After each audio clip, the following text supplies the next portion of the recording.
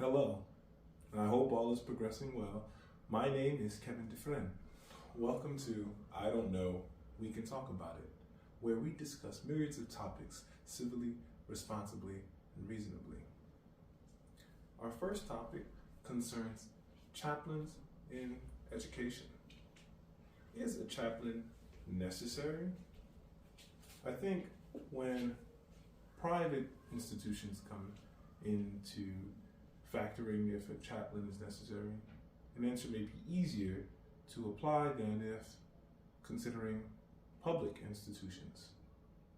A public institution might benefit from having individuals of varying faiths on campus available in an aware sense, though not in any sense that seems to be replacing any role that may already be fulfilling particular requirements, or in any way that, in layman's terms, may be seemingly preachy, attempting to recruit new members to a particular belief system. The article discusses what a chaplain's role may entail, what it may not entail, and considers factors that might be beneficial for one to be in touch with the chaplain. Considering many belief systems, I think a step forward regarding faith in any public setting, if not already applicable as a current happening, at least recognizable as a current happening, is creating a safe space for prayer, meditation. I find a room of solitude can benefit any individual seeking to be in alignment with whatever that individual's faith belief system might be. A room of solitude may not offer a sounding board for advice, though may leave one in a state of peace to reflect upon one's mind, whatever might be processing of one's mind. I think faith has a particular role that benefits individuals, and I think considering not every institution will offer the same avenues of growth, that any individual that may be in touch spiritually, faith-wise, with a particular belief system outside of one's public or private educational atmosphere, being able to be in touch with that faith belief system within a particular educational atmosphere without necessarily needing any supervision, though perhaps just space, can benefit greatly from having an acknowledgement of necessity for solitude in connection with one's faith belief system. A chaplain center may seem equivalent to a faith center center for a belief system, even if near outside a private or public institution.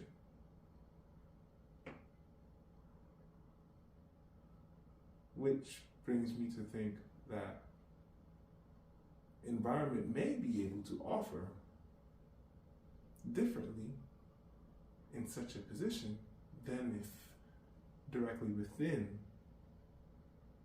a particular public and or private institution.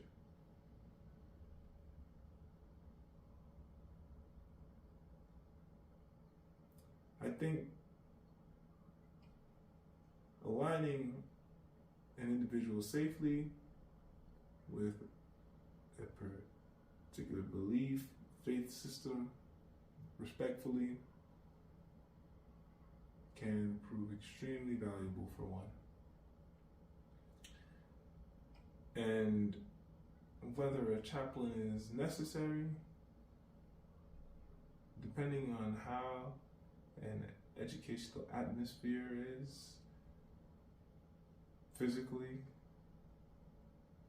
I think if a space allows for what may be possible in good ways,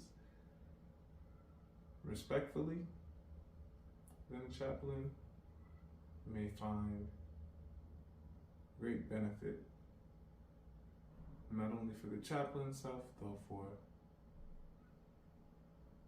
the souls of human beings seeking to align with, respectively, faith, belief system. If anyone needs a particular guidance beyond a faith belief system, then perhaps seeking the appropriate attention will be more valuable.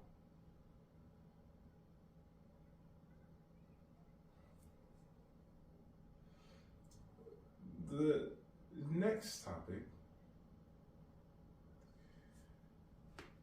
concerns how learning may affect earnings.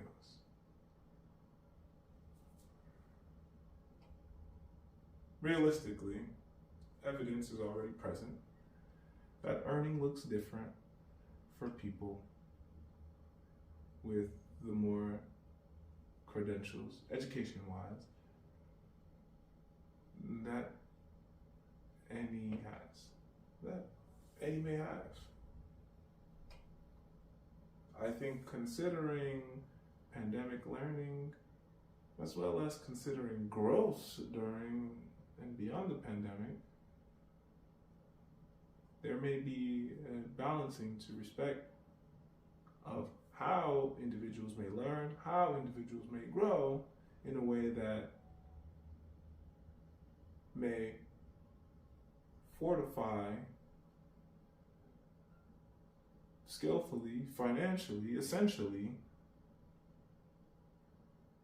toward a more successful, at the least, financial future. If not, a knowledgeable, aware future that proves to be as valuable in connection with one's material successes. I find education practically very beneficial when in alignment with what one is seeking from education.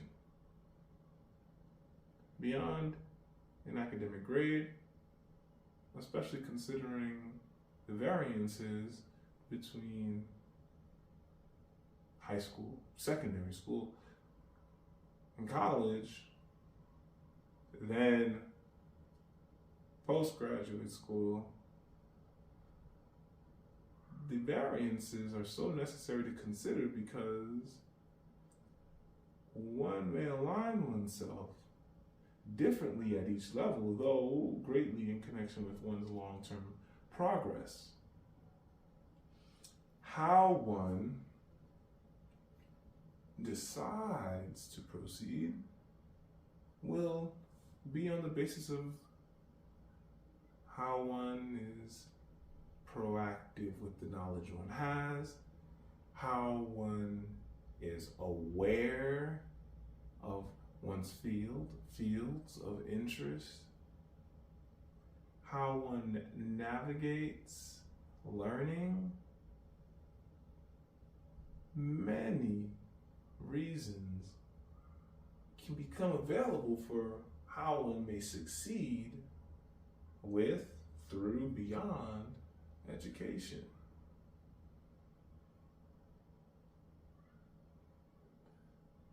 If one is not aware of developing industries, one may not be completely aware of what one may be able to do. For example, one may be a liberal arts major.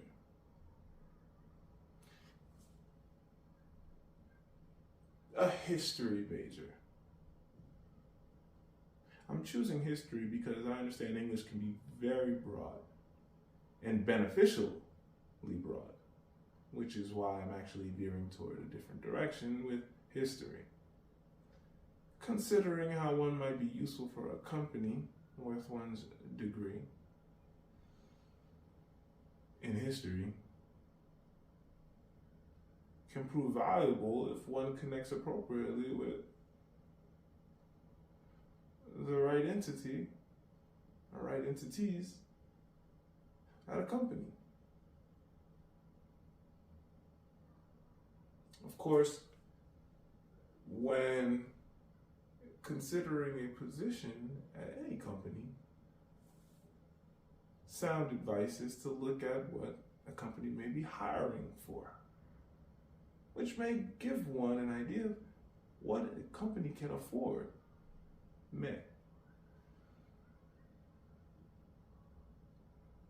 Unless one really researches what a company might be hiring for, one may not be completely aware of how one's skill sets, one's learnings, one's knowledge base might be effective. Additionally, how one might be able to connect with a particular company, obviously the people, to understand how one might actually be beneficial to a company.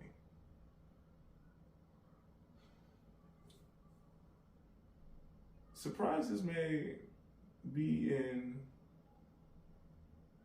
the details, good surprises that one may not be completely aware of because one does not know a company as well as one that is working in a company, especially one that is a good entity to be partnering with. I think any student will have to do work to understand how one may be effective with whatever one is learning, as well as understanding what is in connection with what one is learning and what one's interests are. Especially if one does not have a clear view, clear understanding of the industries that are seeking what one may be learning, what one may be building.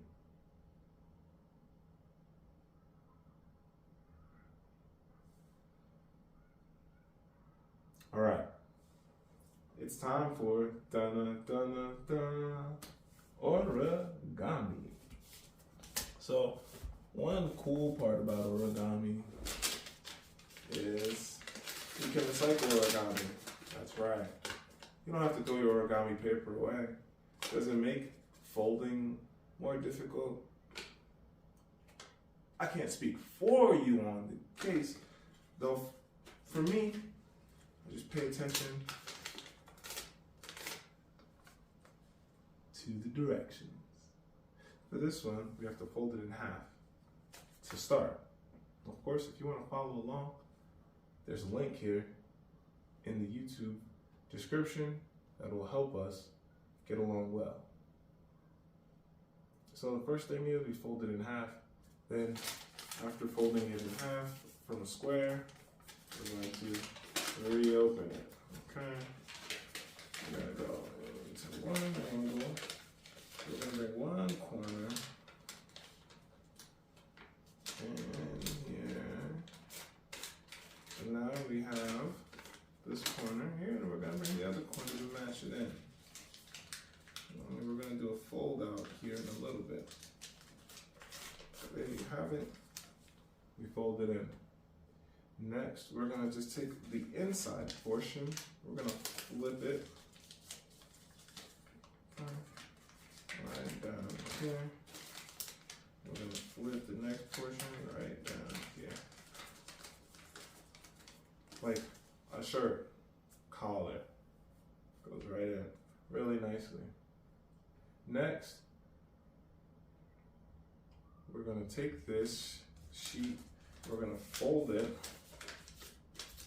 in here. As you can see, we're coming from this quick recap. Fold in, fold out, such, and then we're going to fold it in here. The folds are working really nicely. So we don't have to worry about the folds not working. The next point here is to bring up these. So we actually have this fold here, but it's just going to bring this fold flat. So what it's saying is take this fold in. We're going to fold it in across where we have this bend here. See, this flat bend's here, so we have this bend here. Take it in. We just fold it. Okay. So the next thing we do after this fold is, which is going to take us here. We can open it like this.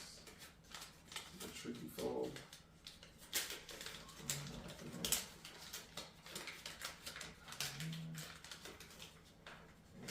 Fold it over.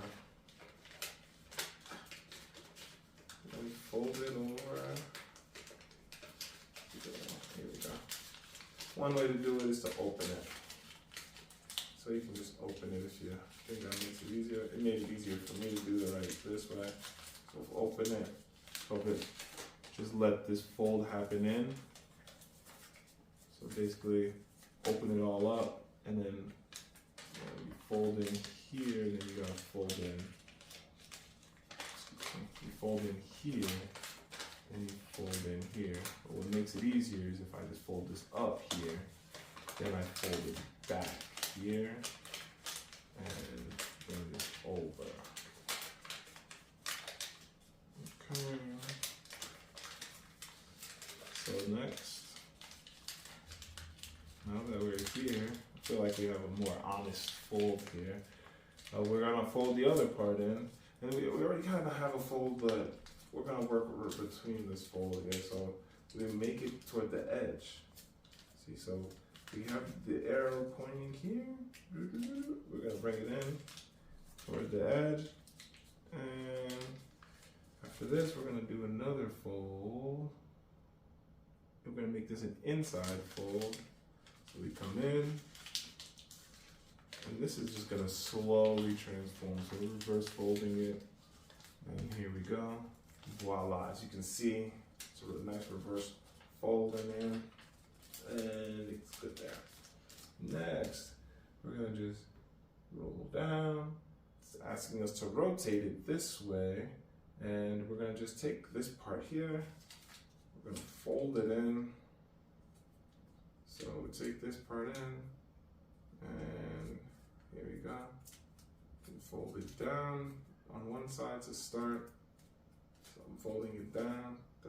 See, I'm folding it to the side down. And then I'll just take this next portion here and just bend it forward like a crane's beak or the swan's beak. See? And of course, if we match this photo, this is what we have here. And it's looking like, oh, it's an origami ostrich. So it's definitely unique to its touch. And I'm glad about making it. And of course, like I said, you can recycle origami paper. If you don't have origami paper with you, or you don't even have a rectangle sheet to make into origami paper, you can just reuse what you have, and voila, you'll get something really, really nice. On to our next topic.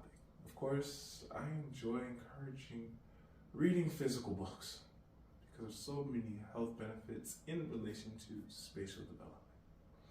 The book I'm going to talk about today is The Husband I Bought. Quite a story. I really enjoy the text. I find Ayn Rand brings another wonderful touch of character development to the table. As dramatic as the story is, though as subtle, very subtle, not as loud and vocal as many of our other characters might be in comparison to Atlas Shrugged, or in comparison to Anthem or The Fountainhead. These characters really are quiet in motion. And I think Ayn Rand really touches on the silence of the relationship, as well as the actuality of what is in the relationship. Being somewhat like a novella, one must really pay attention to the details developing from the very beginning to acknowledge what might be conspiring.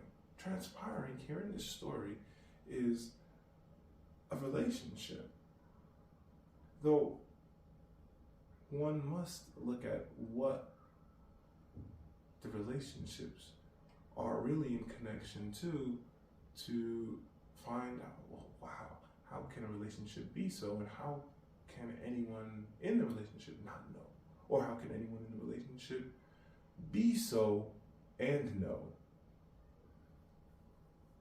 The drama is riveting, leaving any audience member to have to decide, well, what is really sensible in the progressions in the story? What is so apparent that is not so apparent? I really find the text to be offering situations that are worth discussing, especially if anyone has an interest in the romantic realms of stories. And I think the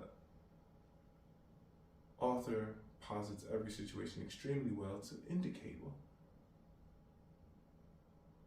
what must any audience member be looking at, considering these situations within the book? I enjoy reading the text, and I think the text is quite different than Ayn Rand's other stories due to its unique subtleties and blatant mystery, if you will. Thank you for joining me for another episode of I Don't Know, We Can Talk About It. Onward and Upward, Dufresne.